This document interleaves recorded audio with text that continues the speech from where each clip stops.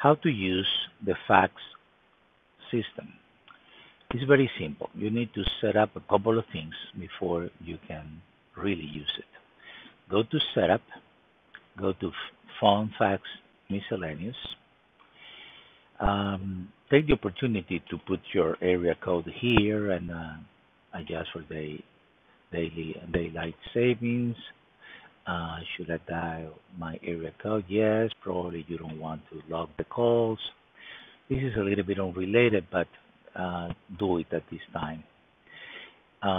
Here, you can select any service, eFax, fax.com, MyFax, or RingFax, which is part of the RingCentral. This is very popular. It's used probably is the one that you're using.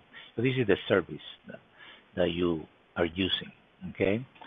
Second thing that have to be set up is in the email system. So you go to the email system and be sure that the email that you have in the service, in the email service, for example, RingCentral, which is RingFax, that email, in this case, this is a test email, but that email should be recognized by your fax service.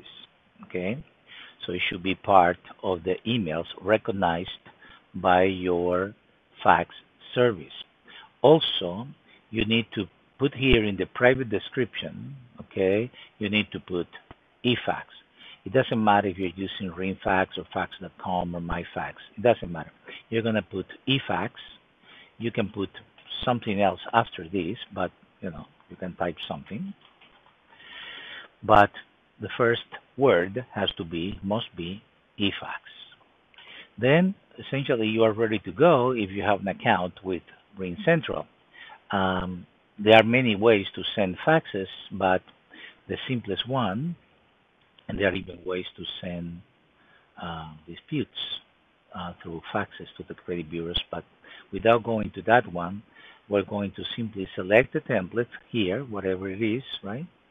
And we need to be sure that this person has a fax in number, and then you're going to click the fax button here, okay? And then who's the sender, in this case self. What are we going to use? The instant email, and we're going to say no here.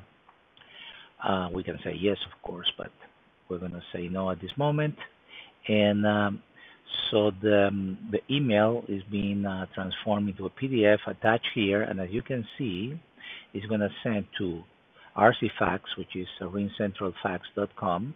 It's going to send the phone number, which is the fax actually, but it's being sent by this one. So in other words, RingCentral will recognize if you actually have the correct email there. It's going to recognize the email that you're sending from and will redirect this PDF file, which is the template that you selected. It's going to send it by fax to this number. And that's pretty much all that you need to do to send a fax. This is the basic information that you need to know. Thank you.